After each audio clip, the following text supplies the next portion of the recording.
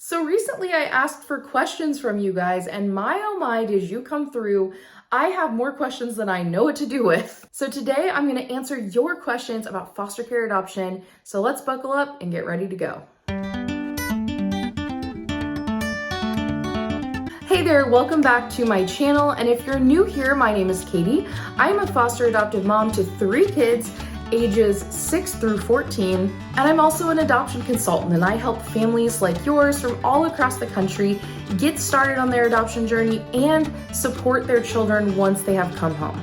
I offer consultation calls for those of you who want help finding an agency, getting started, answering your general adoption questions, kind of like this, but way more in depth. And I love to do these Q&A videos every now and then because it's kind of like a consultation for a bunch of you at once. So I'm able to answer quite a few questions. Now, I was sitting down to divide these questions into pre-adoption and post-adoption, and I have so many pre-adoption questions that I'm going to actually answer all of those in this video, and I will do a separate video with the post-adoption questions. So if you are someone who has already brought your child home, you've already adopted, you may want to wait until the next video, but I know for most of you, you are my pre-adoption people, you are in the midst of kind of figuring this all out for the first time. This is the video for you, and you might actually enjoy the post-adoption one too. So you will enjoy both. Post-adoption people, this probably isn't going to be that interesting to you.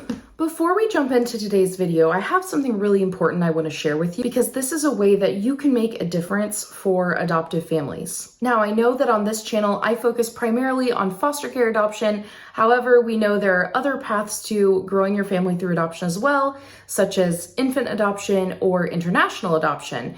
And today I want to share about a situation that is happening with China. On September 4th, China announced that it will be closing international adoptions. So what this means is that in the future, there will be no opportunity to adopt from China, but even worse, it means that there are over 300 families right now currently in the process of bringing home a child from China.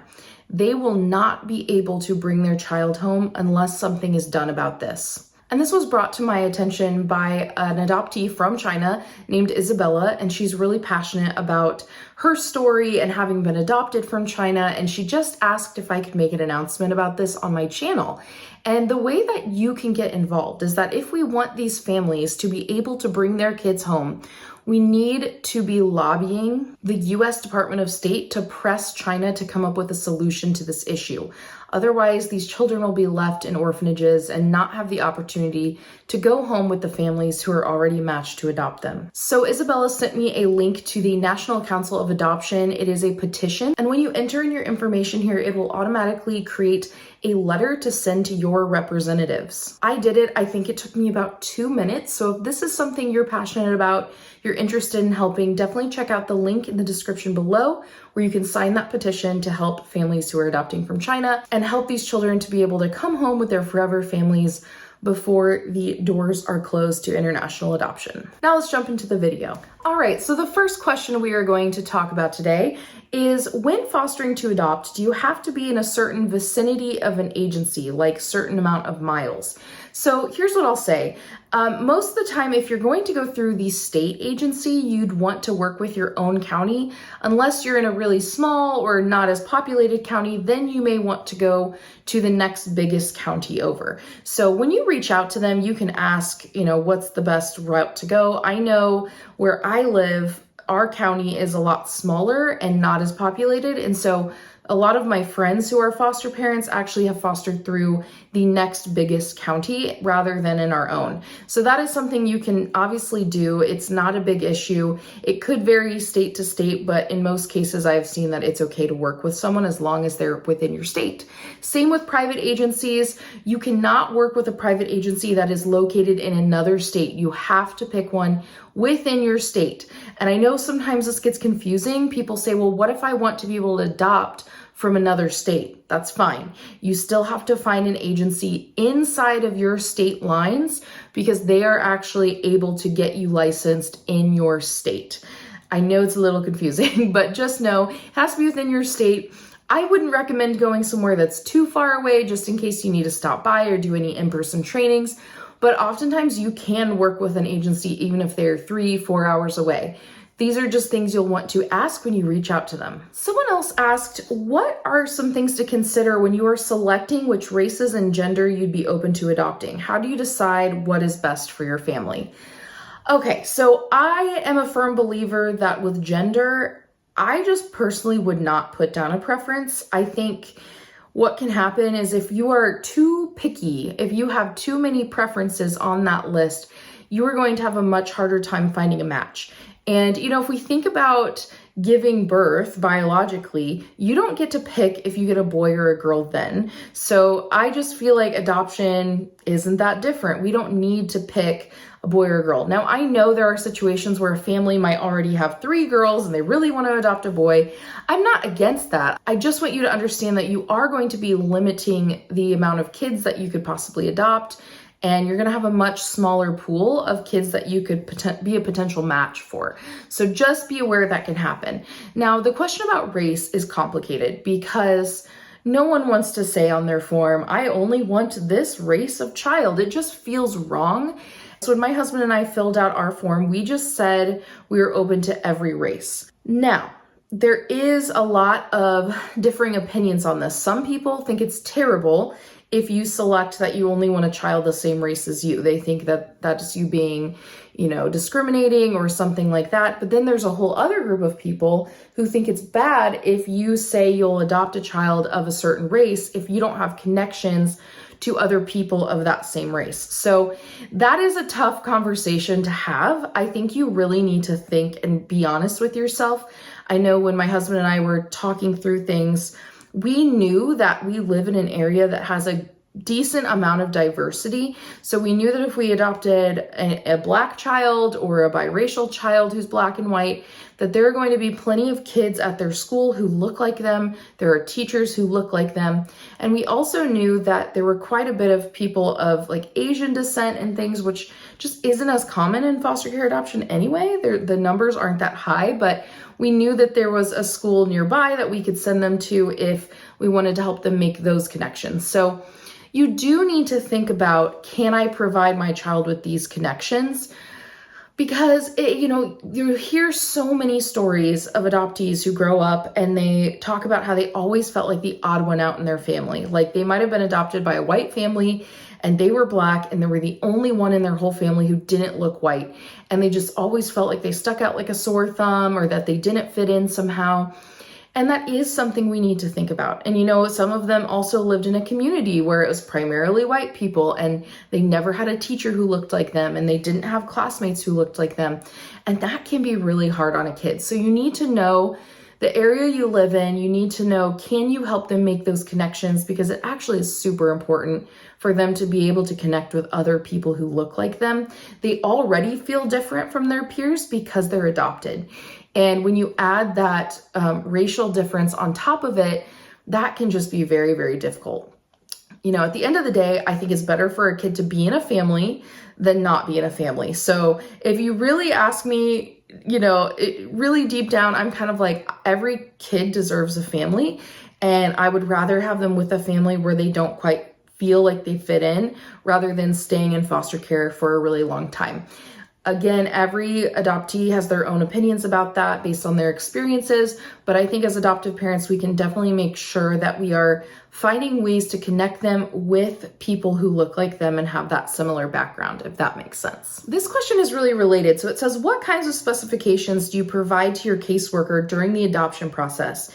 I'm aware of some of the basics like age, gender, race, etc. I'm curious what other information gets provided. For example, your household's pets, lifestyle, demeanor, etc. Does that information play into placements? So yes, what they will do is they will provide kind of a brief summary of your entire home study. So your home study is all of the information about you. They are going to ask you about personality. They're going to ask you about parenting styles. They're going to see if you have other kids in your home or not and how they get along with kids and how this child that you might be adopting gets along with kids. Pets definitely play into it.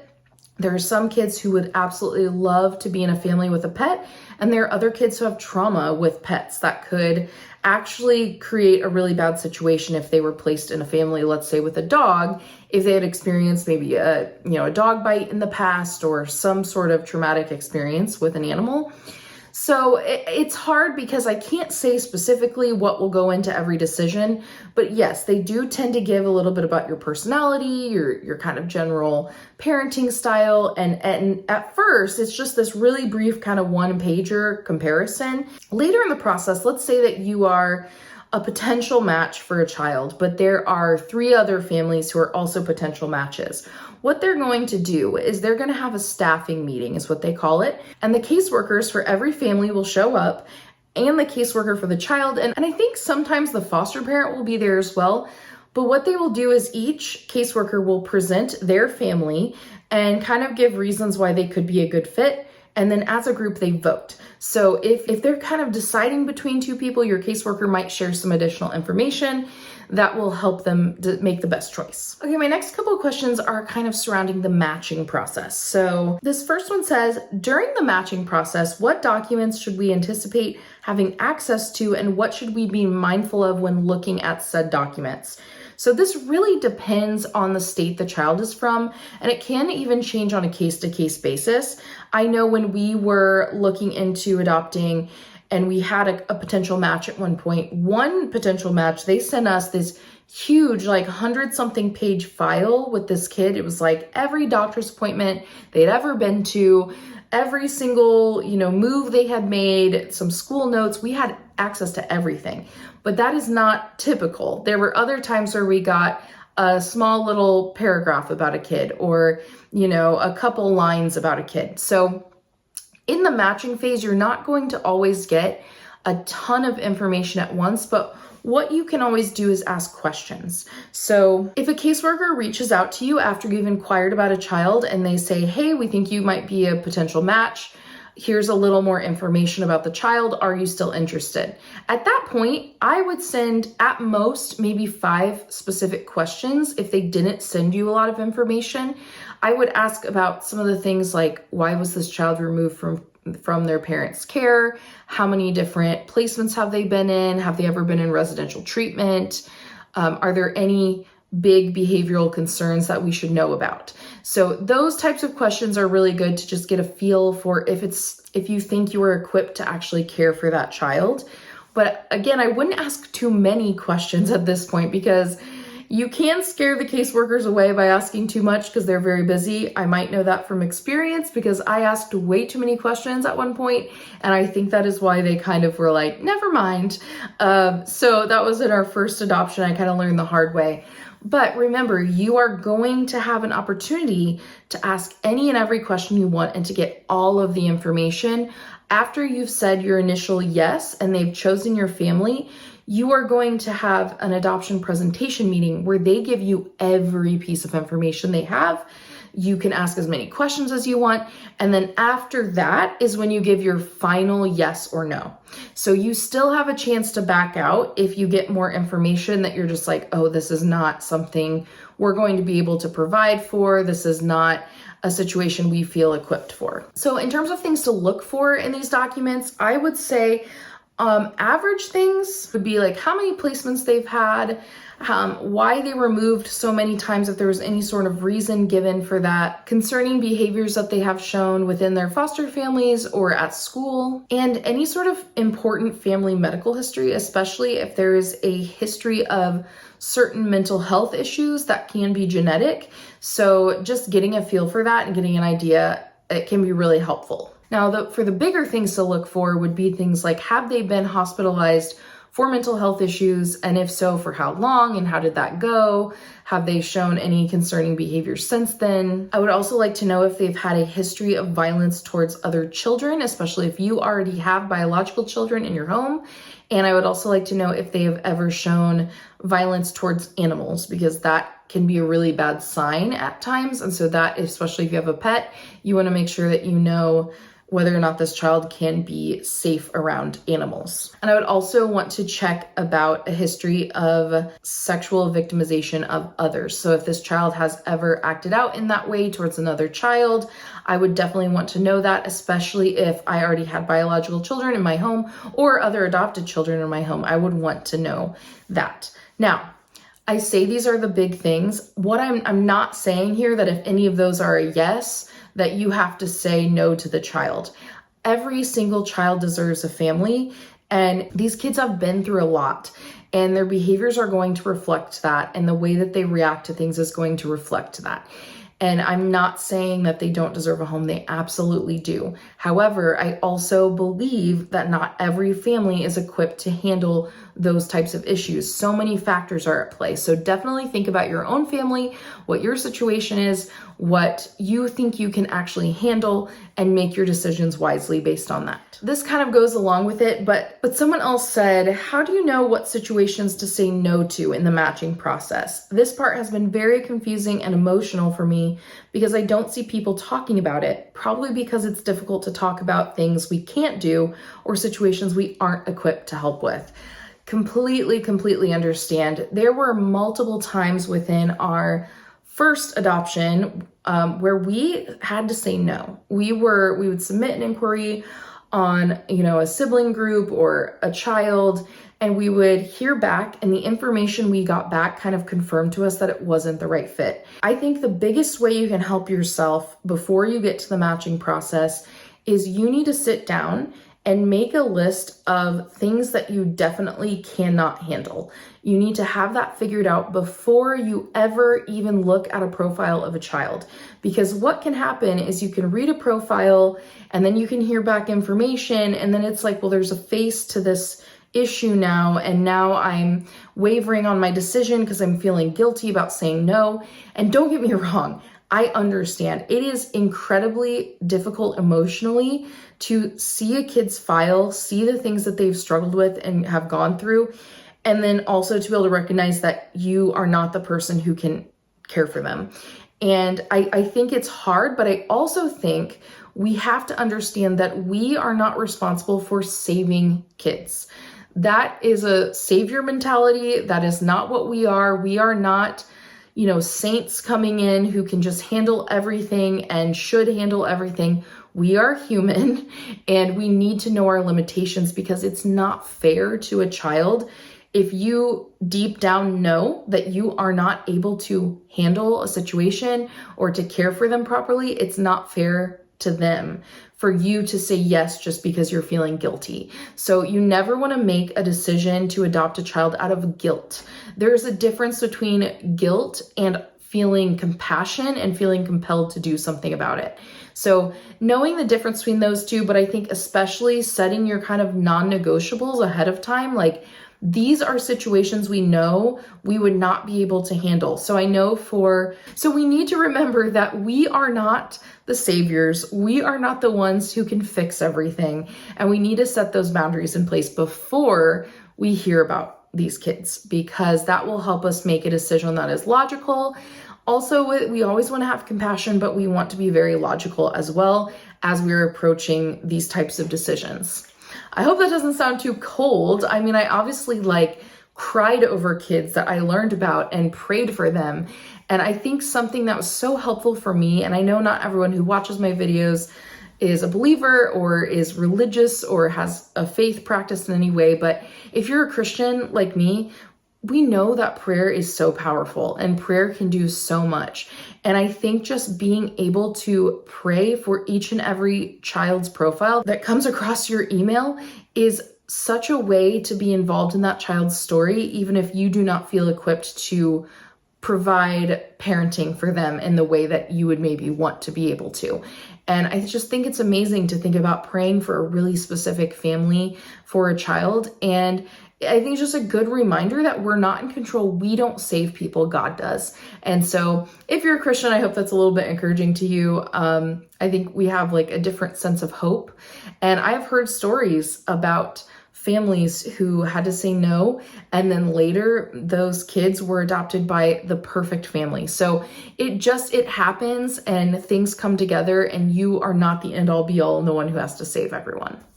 I feel like I talked a long time about that one, but that's a hard one. This is kind of a fun one. Someone asked, what should we include in our family book for our future kids?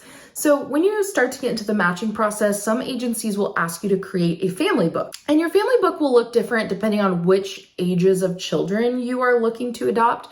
If you are only looking to adopt much younger children, you might set it up more like a children's book with a simple picture and with a short line underneath it. Whereas if you're adopting an older kid or a teenager, you're going to be able to give a lot more information, maybe write a paragraph. It might be just a different format of book that you are going to create. However, I think in whichever age group you have that you're making a book for, you want to make sure you include pictures of important places. You want to take pictures of places inside your home, the room that they're going to sleep in, pictures of the outside of your home or your yard so that they can see where they'll be playing.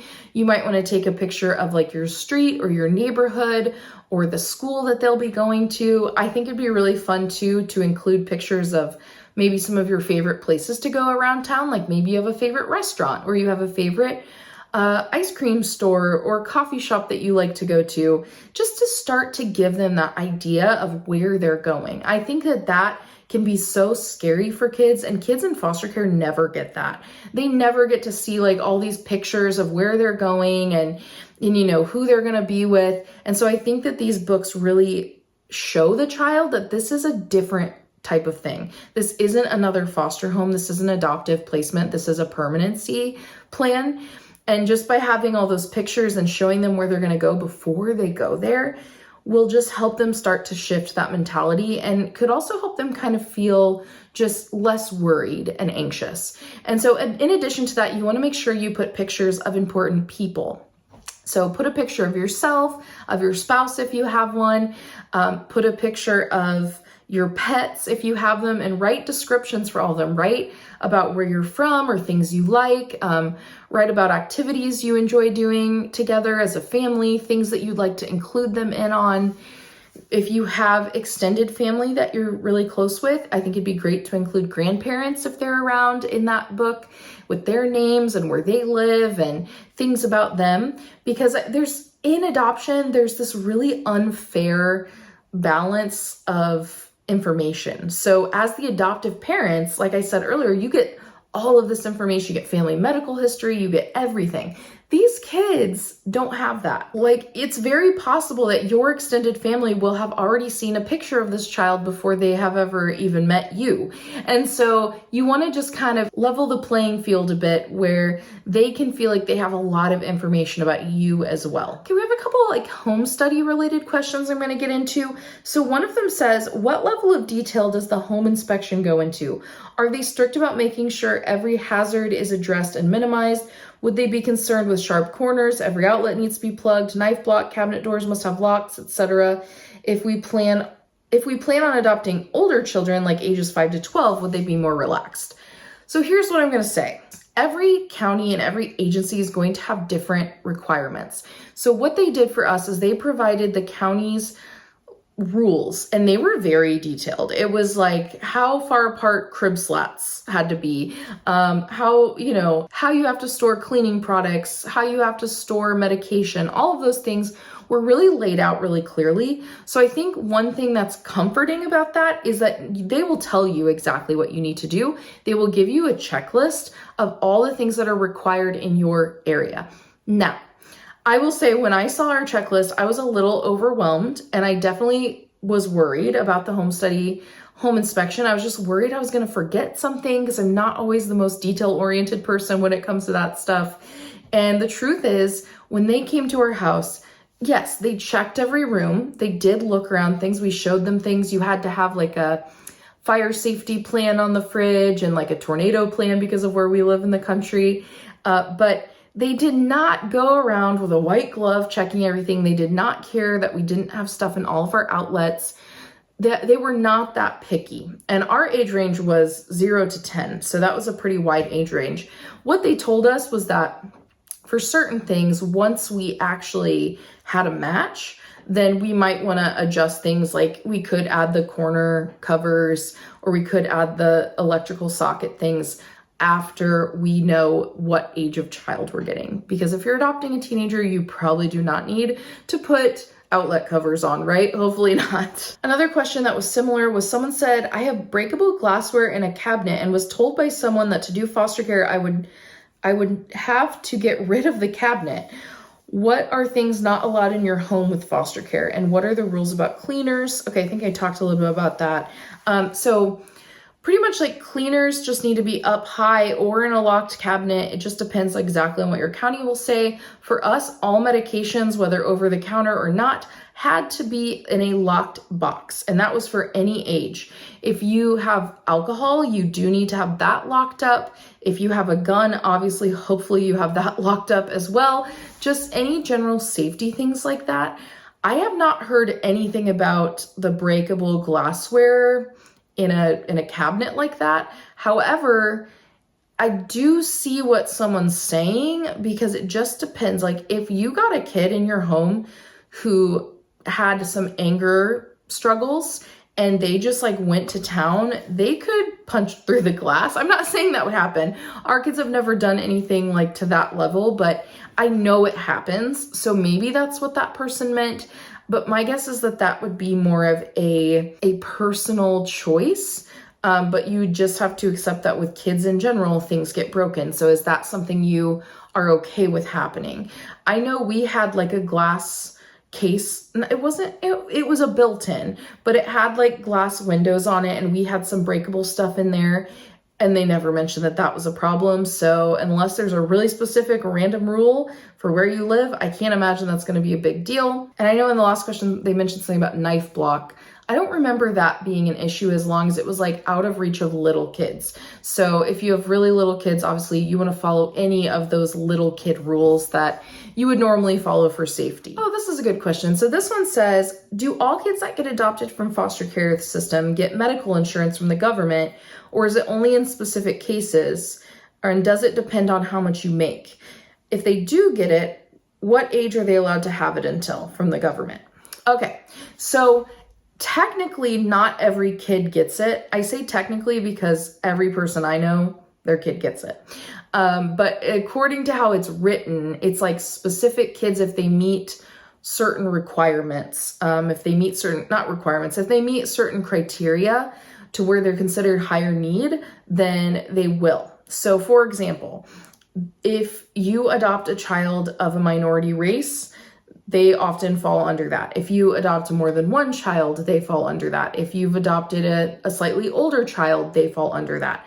So even our daughter, who we adopted at 1.5, well, we officially adopted her at 2, but she came to us at 1.5. We still got, and she's a healthy little girl, like nothing major going on. We still got medical insurance for her from the government, which was really great. And they do not consider the parent's financial status, at least where I am from and from everywhere I've heard of. It's based on the child themselves. So in most cases, the child will have that until they're 18, unless they qualify as like a special needs placement, which is another one of the categories to qualify. If they're considered special needs, then they will actually often get it until they're 21, depending on that. So, you know, like with some kids who have special needs, like developmental delays, they might stay in school until they're 21. That would follow them as well. And that goes the same for these subsidies that they will give you for adoption, which is that little amount of money per month to help you support your kids after adoption. Those are all kind of the same criteria. They'll give them to you till the child is 18 or until 21 if they have special needs. Okay, this next question I do not feel super qualified to answer, but I'm gonna give a small one. So someone said, what advice would you give to someone looking to adopt as a single parent? Obviously, I'm not a single parent, but I have so much respect for the friends of mine who are single parents, single adoptive parents. That is tough. I mean, it's funny because I have a single adoptive friend who was like, I don't know. I think it'd be hard to be married because you have to balance that relationship and your kids. And I look at her and I'm like, well, at least I have someone to help me, like I'm amazed by what she's doing. So I would say the biggest thing I could tell you as a single adoptive parent would be to make sure you have a great support system. I've actually have 2 single adoptive moms in my group, Adopt Together, which is my Facebook group. That is a private group. I only open it up a few times a year, which if you're interested in that, I'll put a link below so you can get on the wait list for the next time we open. But I met with both of them recently, and hearing about their support networks just makes a huge difference. For one of them, she has so many family members who live nearby who come in and take her child out for different outings or give her like a rest and all of these things. Like, that's such a gift. You don't have to have this huge network, but if you have a few people around who you can trust and can be there for you, can help you with childcare, then you should be okay. But that support is so important. And so making sure you have that before you ever get started, I would say, is my biggest piece of advice for single parents. Someone else asked if there was any information that I could give them on foster and adoption while being a military family. So I do have some information on this. The first thing I'll say is foster care as a military family would be a little bit tough. I think if you're going to be stationed somewhere for a number of years, it would be okay for you to do foster care for a little bit, but just know, like, every state you go to, you have to be relicensed. I do not believe that I know of, and I could be wrong on this, I do not know that there's a way for military families to just like maintain their license state to state. Typically, if you move states, you have to redo it. Now, adoption, actually, there are a ton of benefits if you want to adopt from foster care for military families. So I'm going to read them to you because I do not have them memorized, but there is an adoption reimbursement policy. And this says if your adoption was completed by a state agency or a nonprofit private agency, this policy provides assistance with expenses. This allows reimbursement of up to $2,000 per child or $5,000 total after the adoption is complete for like placement fees, legal and court costs, etc. You might already know this if you already have children and you're in the military, but the Department of Defense Child Care, they provide child care at more than 300 sites with more than 900 child development centers and programs for children. Your child will be eligible for health care. You can also, I think this is a big one, deployment deferments or assignment extensions. If a military family has to remain in one state to complete their child's adoption, commanders are generally encouraged to grant those requests. So obviously, if you're thinking of starting the adoption process and you're going to be somewhere for a certain amount of time, then I would say you want to kind of start that process early on after you move, and you want to let your commanding officer, I know nothing about military, you want to let your commanding officer know ahead of time so that you can ask for an extension or to have a deployment deferment if that comes up during the process. So it sounds like it's likely that they would approve that. And so I don't know, if I was a military family, I would look into adoption more than foster care, because I guess I'm just thinking for foster care, there's already so many things that are just changing all the time. And if you also have a military family come and do foster care and then they leave, and then all of a sudden that child has to go to another home, that's just like more adjustment for them. So I would imagine adoption would be a slightly better choice. One thing I think is really cool is that they actually have military adoption consultants, and it's free. And you can call 800-342-9647, and they'll connect you to a military one-source adoption consultant. So they are specifically trained in military adoptions and foster care essentials to help you navigate the process. So I highly recommend talking to them because they know a lot more than I do about military side of things. If you need help with like the parenting side of things and all of that, I'm your girl. But for this, stick with the military people. They know what they're talking about. Okay, only 2 more questions left for the pre-adoption section. This is a long video, people. I hope it's helpful. This next one here is how to stay positive when there is so much waiting time. And she says, as a planner, it's hard to want to just hear from people. I cannot tell you how much I relate to this. I am very much a planner. I love to think about the future and what I'm going to do next. And so that waiting time was so difficult. And especially like you said, when you're waiting to hear back from people and sometimes they're really slow to answer. I would just say one thing that really helped me was when we were in that waiting phase is I made a list of things that I wanted to accomplish before our child came home. I know it sounds funny, but I called it like a kind of like my pre-kid bucket list. And it was just little things my husband and I were going to go do together that once we had another child at our home or a child at our home would be a lot more difficult. And so we just made a list of those things and we made it our goal to get as many of those done before our kid came home. And it was kind of funny because on one hand, I was like, I just want to bring my kid home. And on the other hand, it was like a little bit of a race with myself to try to like do all these things before our child came home. So that can be fun. Maybe there's like certain house projects that you've wanted to do. Maybe there's like a little mini vacation you wanted to go on. Just little things like that. Just even if it's small things, like I wanted to try this crafting thing out, or I wanted to go see a concert, or I wanted to, I don't know, there's all sorts of things. You can come up with some stuff, I think. That really helped me in the waiting phase because it gave me something to do and it gave me a goal. When I think with foster care adoption, it's kind of like hurry up and wait. You hurry up and you finish all this paperwork and you go to your classes and you're so busy with that. And then bam, you're just waiting for so long. And it is really hard to wait to hear back from people. So that's one tip. On the more practical side, I mean, if someone hasn't gotten back to you and it's been more than a week, I think it's perfectly okay to send an email and just be like, hey, I'm just checking in. I had sent an email last week. I'm just curious if there's any updates. Something super quick, very casual. It's not going to hurt you. It's completely fine etiquette for email to ask that question as long as we're not being like demanding or, you know, writing them this huge email every single time. So that's what I would try if you're kind of struggling with the waiting. I totally get it. I'm there with you. And the last one for today, it actually is the last one.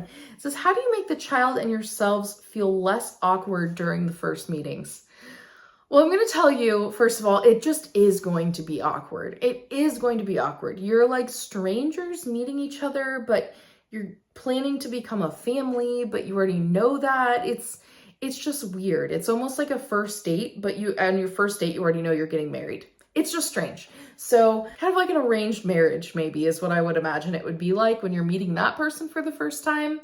Just a little bit strange and awkward, but we can make it less awkward. The first thing, this is really practical, is like find an activity that you can do with that kid. Find an activity you can do with your child where you're using your hands. So if it's a really little kid, maybe you could bring some magnetiles or some like Duplo blocks and you guys can build things together while you talk or while you play.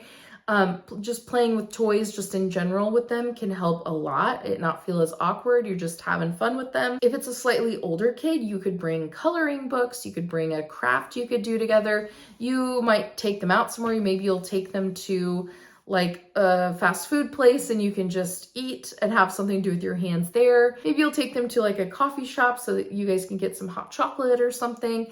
There's all sorts of things you can do, but if you can keep your hands busy, it helps them too because they're probably feeling anxious and uncomfortable. You know, if it's nice out, you could go throw a ball to each other or a frisbee or kick a soccer ball around and you can still talk and you can still have some of that eye contact, but there's distance between. It's more casual. And I think those things can help the child kind of just relax and not feel as much pressure. Whereas you just sit on a couch and stare at each other, it's going to be really awkward. And the second tip I would give is to have realistic expectations. So like I said earlier, one expectation is that it will be awkward. So just embrace it. Just know it'll get better. But also you want to have realistic expectations on the child. And I have this whole video from a while ago about what to do when you meet your child for the first time. So I'll include that above. I never know which side it's on. One of those. I'll include that there. I'll link it above just so you can check it out if you're interested. But one thing I would recommend for sure is if the child's old enough to talk, you let them know what they can call you. And I want you to give them options. So you can say, if you feel comfortable, you could call me mom or you call me dad, but you could also call me Katie or Miss Katie or something like that. Allow them to call you those things as they're still adjusting to you. Most of the time, an older child is not going to just start calling you mom because they barely know you, right? It makes sense. So give them some options of things they could call you. They could call you Aunt Katie or what. Well, if your name's not Katie, they shouldn't call you that. That'd be weird. But you know what I mean. Give them a couple little choices of things they could call you for now until they move in and really adjust and want to call you mom or dad. And there we have it. That is the pre-adoption Q&A. So hopefully you got your question answered. If I didn't get to your question, it means it's a post-adoption question and you will get the answer to that next week. So if you can just hold on a little bit longer, definitely subscribe to the channel so that you do not miss out on the next video. These Q&A videos I think are usually some of people's favorites. And don't forget to check out that link to the petition below so that we can help those families complete their adoptions from China before everything closes down. Anyway, thanks so much for hanging out with me for a little while. I hope this was helpful, and I will see you next week.